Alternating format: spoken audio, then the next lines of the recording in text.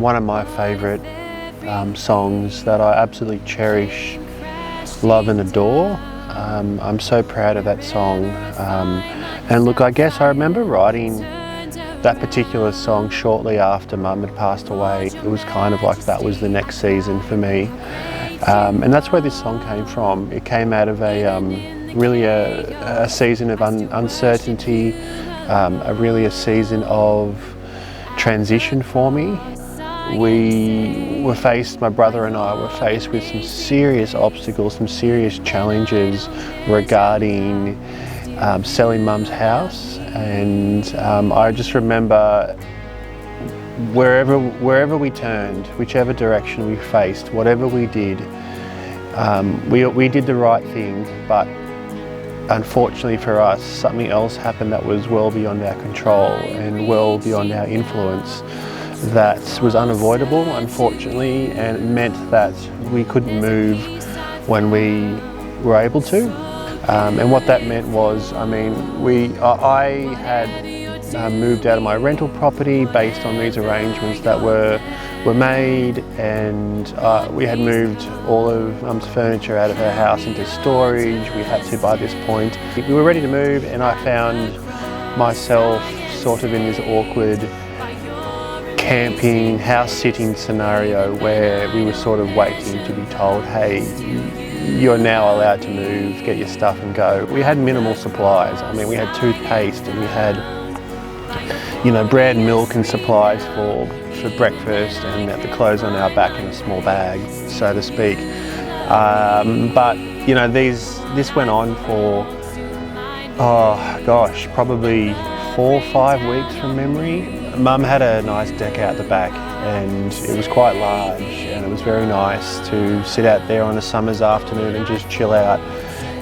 But I would, during this time, I would regularly and routinely sit out there with my guitar, with my headphones. I'd listen to podcasts. It was my time to sort of get away from the mess and the worries of the world that I was living in at that point. And for me, I remember one particular moment, one afternoon I'd come home from work and I was sitting out there and I was strumming my guitar, and God dropped these words, the saving one, the chorus in particular, into my heart as I was sitting there just randomly minding my own business, and He gave me these words and I sang it out.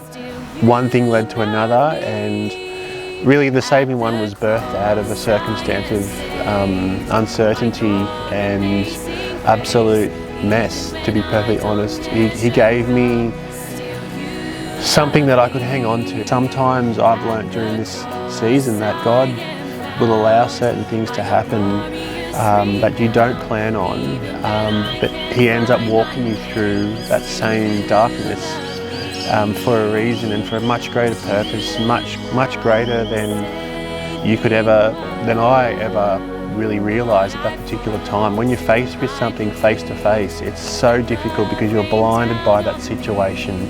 And for me, I really struggled with the idea of trust. If you place your trust in God, in the everlasting, He will look after you, and His light will always shine brighter than any darkness and than any battle, than any fight, than any circumstance that you might be facing, even if you don't know it at the time. And for me, I didn't know how bright God's light would shine into that situation until I really considered that possibility. And when He did shine His light, man, the darkness fled. He is good. He will work all things out for the good of His glory according to His kingdom. He's for you, He's not against you.